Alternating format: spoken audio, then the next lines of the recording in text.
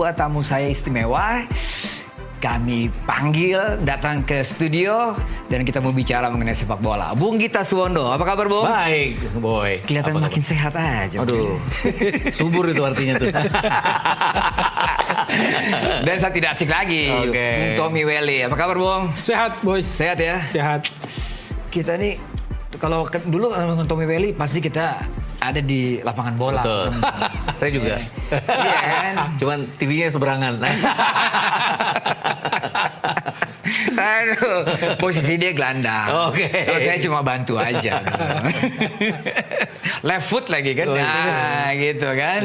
Oke, selamat malam Bung Gita, Bung Tommy. Kita mau bicara mengenai timnas ya.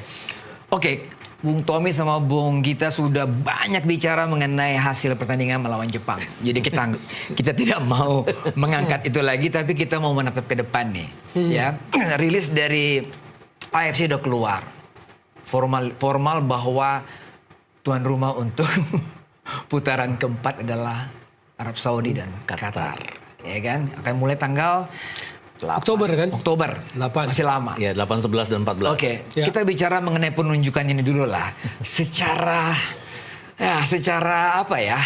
Kita mesti punya kesempatan apa enggak ya? Atau kita punya kans apa enggak? Nanti kita drawingnya ke tanggal 17 Juli. Tapi paling tidak kita udah tahu lah siapa lawan kita. Oke, Bung Gita gimana? Kalau dibilang pantas apa nggak pantas, etis atau tidak etis kan mungkin jadinya nggak etis karena bisa dibilang AFC-nya mencal-mencil sejak awal. Dibilang kan akan ada tempat netral untuk putaran Iya. keempat. Menjelang November, Desember kemarin kan dibilang bahwa akan decentralized di sebuah negara dari dua grup ini. Terus kemudian berikutnya adalah di bulan Maret kemarin keluar narasi bahwa yang mengatakan bahwa siapapun yang mendapat poin paling tinggi di antara 6 urutan ketiga dan Iya. keempat, mereka akan jadi tuan rumah. Jadi kalau mengacu ke sana kan harusnya Irak dan Uni Emirat Arab. Iya. Karena mereka poinnya sama-sama 15-15. Qatar itu 13, Arab Saudi 13, kita Iya. 12, Oman juga 12. Jadi kemudian akhirnya disebutkan bahwa terakhir yang penunjukan penunjukan Uni Emirat Arab Saudi dan Qatar adalah karena ranking mereka tertinggi, ranking FIFA.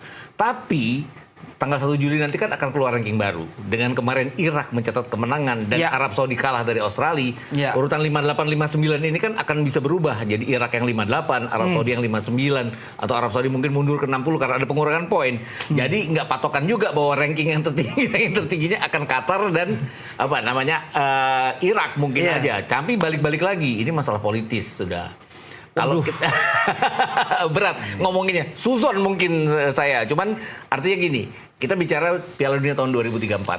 Oh, iya. 48 finalis. Kan Iya. mulai tahun 2026 48 finalis. Bahkan dibilang tahun 2030 karena 100 tahun jadi 64 finalis. Kalau nggak turun lagi tetap 64 finalis, siapa negara yang bisa sendirian menyelenggarakan ini? Ya Arab Saudi namanya. Makanya bidding 2034 nggak ada lawan kan Arab Saudi. Itu utang budi satu FIFA. Ngelihatnya ke arah situ. Qatar Youth Development FIFA adalah under Iya. 17 nggak setiap 2 tahun, setiap tahun sekarang. Ada di Qatar juga. Ada di Qatar 48 finalis. Kita salah satu finalisnya. Artinya keuntungan buat kita jadi finalis karena 48 finalis.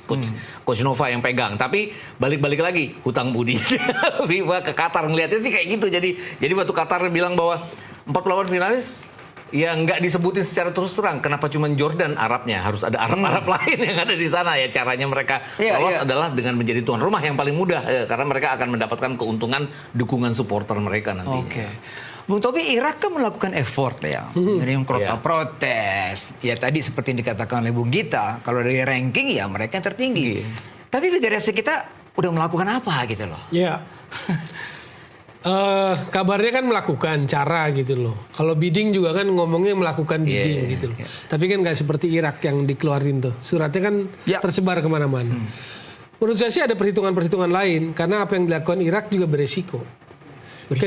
Ketika kemarin-kemarin sudah dihembuskan Qatar dan Arab yang akan jadi tuan rumah. Iya. Lalu sekarang ditetapkan oleh AFC hari ini bahwa resmi Qatar dan Arab adalah tuan rumah. Jadi kan sebetulnya protes itu udah nggak dianggap juga. Iya. Protes itu. Maksud saya dalam konteks geopolitiknya tadi, Iya. keberanian itu juga mengandung resiko. Keberanian protes itu gitu loh. Karena kita nggak bisa pungkiri AFC dikuasai oleh sultan-sultan Timur Tengah itu. Betul. Tadi kita udah singgung, nggak mungkin lah nggak ada makan siang yang gratis, bener. Iya. Piala Dunia U17 5 tahun berturut-turut di Qatar.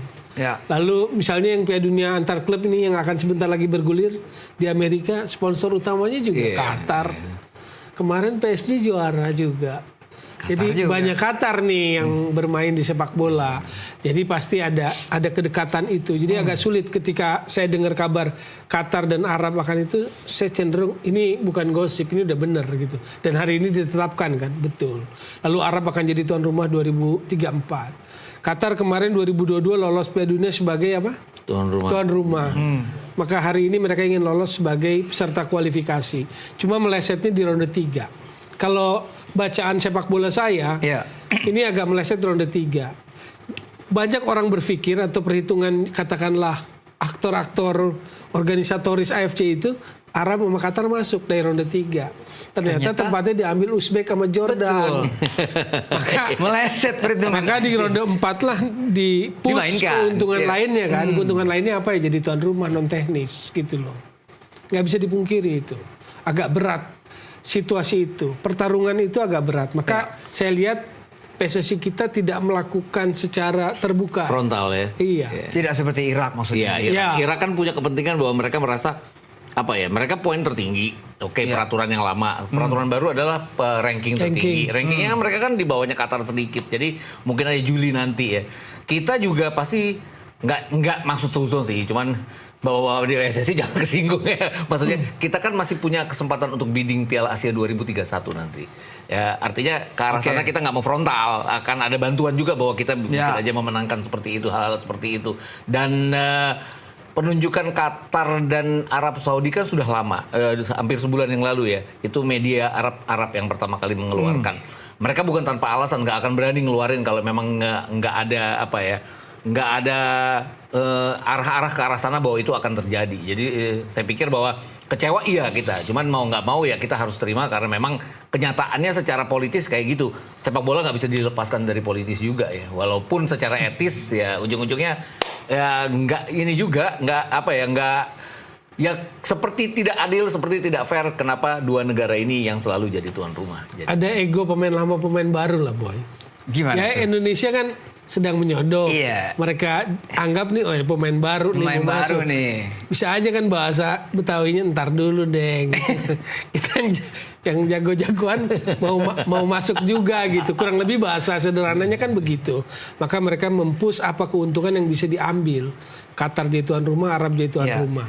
Nah ini perjalanan membuat berat. Kita belum bicara lapangan bolanya betul. Bicara non-teknis, bicara geopolitik organisasi bolanya.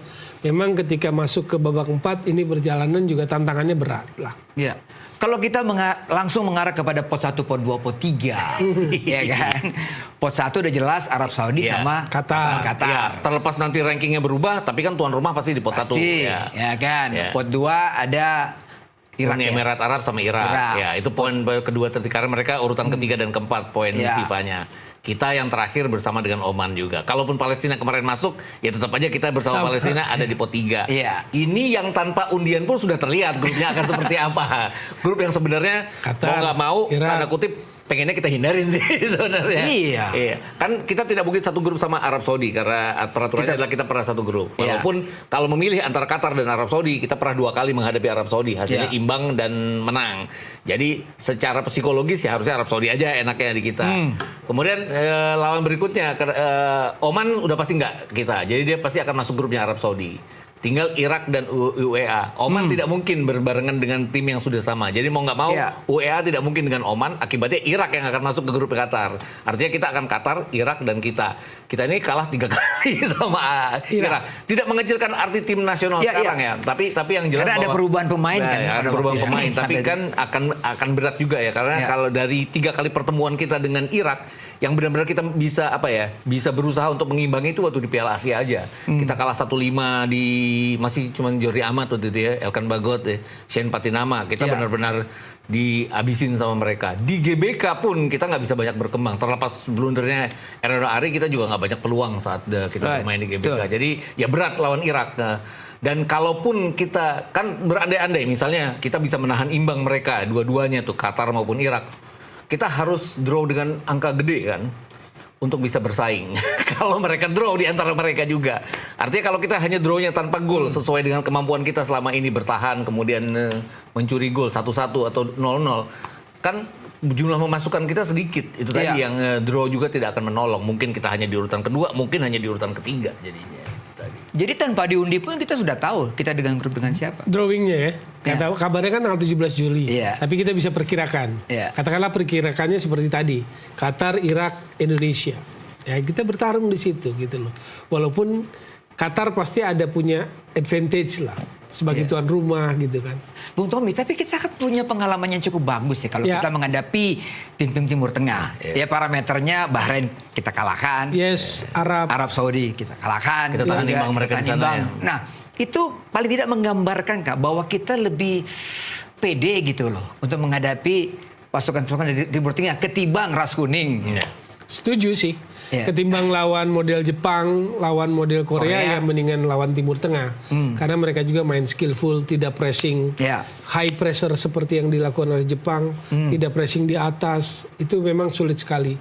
Jadi buat saya sih secara sepak bola sebetulnya mengesampingkan faktor tuan rumah 50-50. Mau Qatar, Irak, Indonesia 50-50 peluangnya. Jadi kita masih punya chance gitu loh. Tapi memang nggak akan mudah. Karena itu tadi ada kepentingan-kepentingan yang bermain. Kita tahu misalnya waktu kalau ingat Piala Dunia 20 batal, PSSI ketemu FIFA-nya, ketemu Gianni Infantino-nya di mana sih? Kan di Qatar.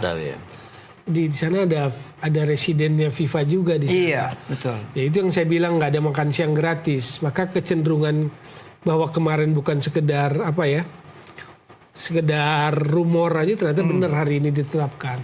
Nah itulah yang membuat menurut saya sih dari tadinya 50-50 secara bolanya jadi 45 lah boy. Jadi 55 punya tuan rumah, kita 45 gitu loh. Masih tipis lah itu ya 55-45 ya. Yang mengkhawatirkannya tuh gini, Qatar Arab Saudi. Arab Saudi kan kelihatan kita draw sama mereka di sana, kita kalahin mereka di sini. Lupakanlah yang ngalahin mereka di sini, ini karena di kandang kita sendiri. Di sana kan kita bisa menahan imbang mereka. Selama babak pertama bahkan kita sedikit lebih unggul dari mereka saat itu. Tapi Qatar ini kan jadi juara Asia kemarin saat menjadi tuan rumah ya. Dan ada berbagai macam tanda kutip, terutama di pertandingan final itu. Nah itu yang agak mengkhawatirkan. Oke, kalau dari sisi permainan yakin bahwa mereka tidak akan seperti Jepang, tidak akan seperti Korea. Artinya kemarin berhadapan dengan Jepang, waktu kita di GBK berhadapan dengan Jepang, gimana Jepang ada di setiap tempat ya. Terutama kemarin lah di Osaka, di mana ada kita di sana ada 2 pemain Jepang, di mana ada kita di sana 2. Kayak Jepang tuh main dengan 22 pemain sepanjang 90 menit. Mereka benar-benar pressing terus-terusan selama 90 menit. Qatar dan Irak dan segala macam kan lebih stylish, lebih switching game, switching play, tapi nggak terus-menerus menyerang. Itu mungkin kita masih bisa berusaha untuk bangkit. Tapi ya itu tadi faktor-faktor non teknis yang suka bicara itu yang mengkhawatirkan. Bung Tower, kita break dulu. Iya, oke. Kita break dulu. Apa gitu? Susun tapi kita kembali setelah pariwara berikut ini tetaplah di Sportcast Nusantara TV.